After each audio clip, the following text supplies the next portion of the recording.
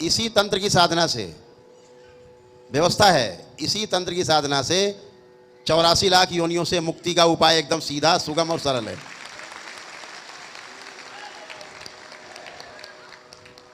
तंत्र का अर्थ है गणित, एकदम गणित। 2 गुणा 2 बराबर 4, सिंपल बात।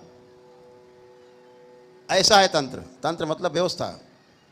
तंत्र शब्द जिस भी शब्द के आगे लग जाता है वहां व्यवस्था दिखने लगती है।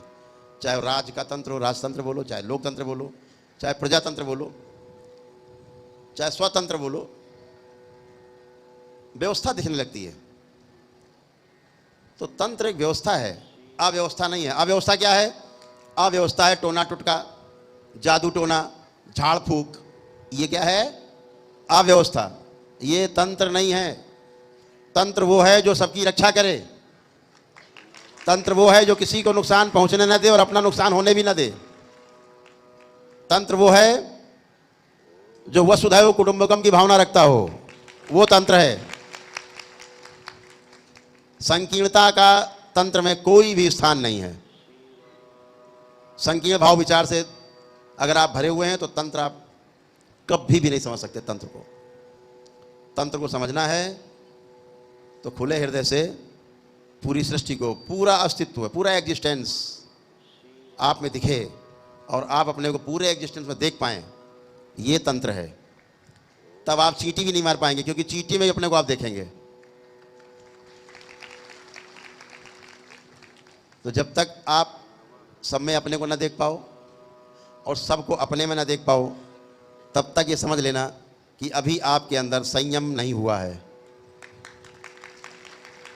संयम का मतलब है जब आप पूर्णता में रति करने लगेंगे, 9 भाव में जीने लगेंगे, पूरे पूरे 9 भाव न्याय के भाव हैं। न्याय में 9 भाव हैं। जब आप उनमें जीने लगेंगे, पहला भाव विश्वास का और अंतिम है प्रेम। प्रेम का अर्थ होता है पूर्णता में रति करना, यानी सब में अपने को देखना। वो प्रेम कहलाता है। वो वाला प्रेम नहीं, इलू इलू वाला नहीं। प्रेम का मतलब है सब में अपने को देखना।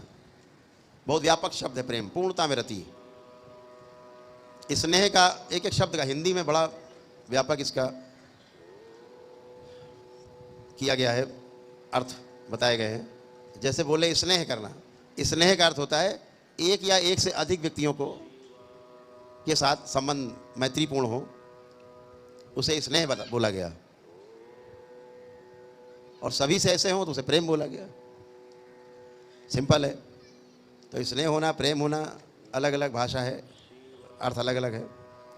तो प्रेम जो है वो परिपूर्णता की निशानी है, और ये तंत्र जो है आपको पूर्ण करता है। तंत्र की शक्ति है कि आपको पूरी तरह से पूरी सृष्टि में और सृष्टि को आप में समा देता है, और आप वो बन जाते हो जिसके लिए आपने जन्म लिया होता है, और आप उस यात्रा को आरंभ करते हो जिसके लिए आपने उस ईश्वर के अंश से अपने को अलग किया था, और फिर से वापस जाने को उसी मिलना।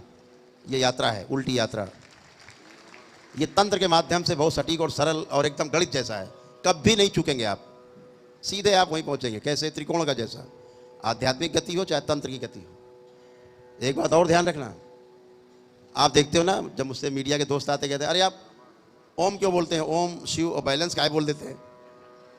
तो अपने भाई एक बात सुनो, अगर ओम में पेटेंट करा रखा हो किसी ने, शिव पे किसी का पेटेंट हो शब्द पे, बैलेंस में पेटेंट हो किसी का, तो ना बोले भाई कल से। चलो हमने कहा नहीं बोलते, फिर भी होएगा सब कुछ। अब लोग नहीं बोलते, अब चुपचाप बैठे, तब भी हो रहा। बताओ हम क्या करें? तो एक बात हमेशा ध्यान रखना, तंत्र कभी भी विधि की परवाह नहीं करता। तंत्र में कोई विधि नहीं होती, हमेशा ध्यान रखना। तंत्र केवल परिणाम की परवाह करता है। परिणाम कैसे आएगा? विधि की परवाह तंत्र को बिल्कुल भी नहीं है। परवाह किसकी है? परिणाम की।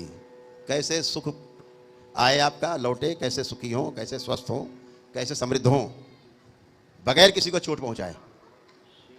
लेकिन विधि कोई भी हो, इसे तंत्र को कोई लेना देना नहीं। एनी हाउ मामले को ठीक करना है, यही तो तंत्र है। अगर आपको ये वीडियो पसंद आए तो प्लीज़ लाइक करें, कमेंट करें, शेयर करें और मेरे इस चैनल क्रॉली की कृषा को सब्सक्राइब भी कर लें। जय माँ बाबा की हरि हर।